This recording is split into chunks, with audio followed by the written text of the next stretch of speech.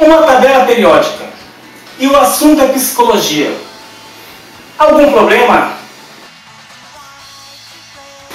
Olá! Você sabia que na terça-feira passada, nosso canal foi o 53º mais assistido do mundo?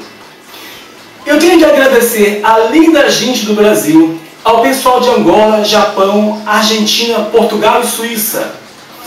O YouTube nos informa que são os países que mais nos assistem. Quando eu idealizei, eu sabia que esse canal ia ser um sucesso. Só que podemos fazer melhor.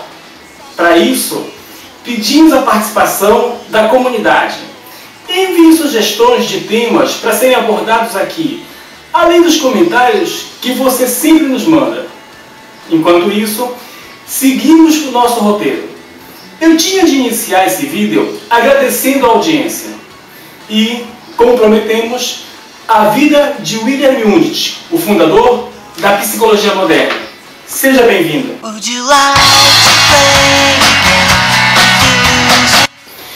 O objeto de estudo, a consciência. O método, a introspecção. Alemão, Wundt nasceu numa pequena aldeia perto do rio Neckar. Estudou anatomia, fisiologia, física e medicina na Universidade de Heidelberg. Estudou na Universidade de Berlim e em 1855 recebeu seu doutorado em Heidelberg, onde ficou até 1864 como professor de fisiologia.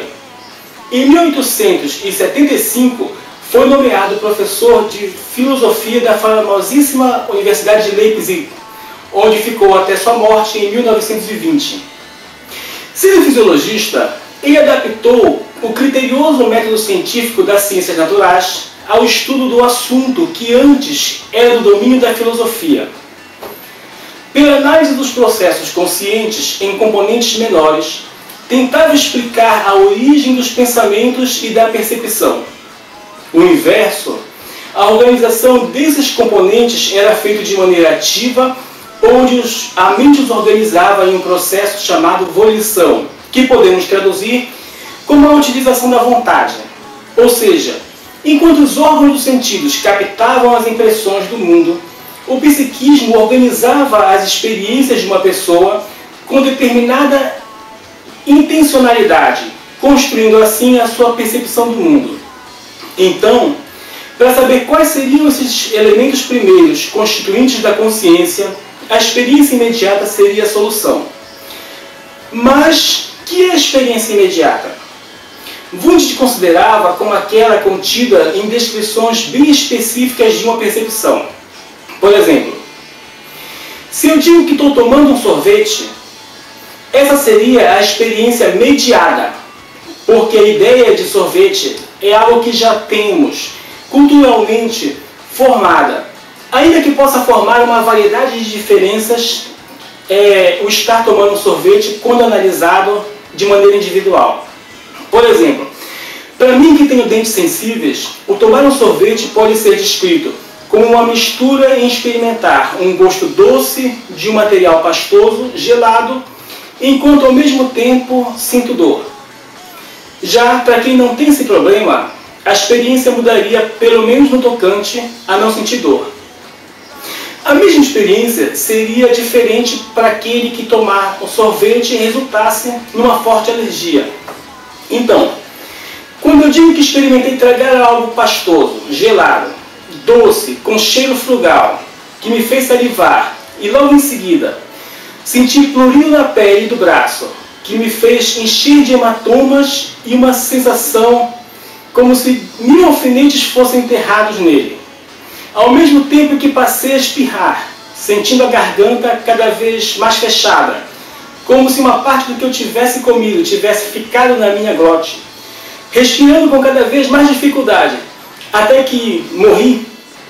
Bom, quando eu digo isso, além de eu estar mentindo sobre o fato de ter morrido, eu estou descrevendo a experiência de maneira mais imediata, ou seja, de maneira mais desconstruída, onde eu consigo dizer exatamente por que passei e não usar uma palavra única para explicar o conjunto inteiro de acontecimentos complexos.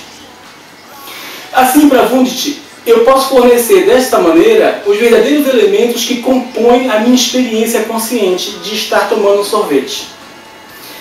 E fazer perguntas que me levem a relatar com esse detalhismo a experiência é justamente o método que chamamos de introspecção no estudo da experiência consciente. A ideia seria que esses componentes, quando organizados de N formas diferentes, podem ser responsáveis por várias experiências conscientes distintas. Wundt, entretanto, trabalhava mais com dados quantitativos. Ele fazia medições como pedir a uma pessoa que dissesse quanto foi o tempo de duração de um som e repetir, alterando gradativamente a duração, e assim calculava quantos centésimos de segundo seria necessário para produzir uma mudança consciente que pudesse ser relatada.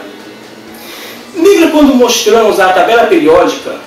É que os estudos de Mendeleev tiveram uma influência muito forte nos critérios de Wundt. Reduzindo os materiais a elementos químicos que os compunham, o cientista russo encontrava na natureza os tais componentes menores que, quando unidos de diversas maneiras, geravam uma infinidade de substâncias diferentes entre si. Exatamente o que Wundt queria encontrar como componentes psicológicos.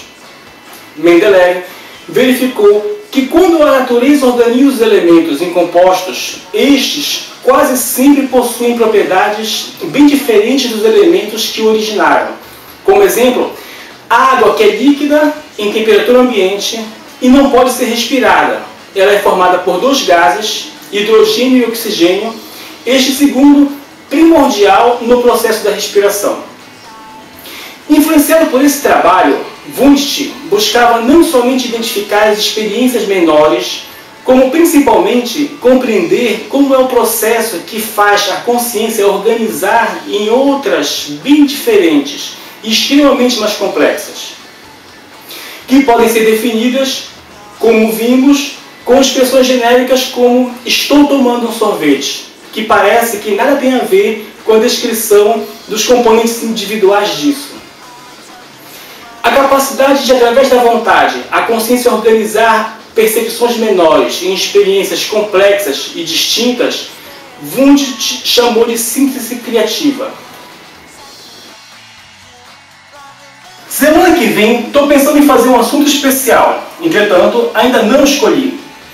Eu peço que durante a semana, os amigos me deixem sugestões de temas. Lembrando que, além do canal, podem escrever para fernandodiastv@gmail.com. Até lá!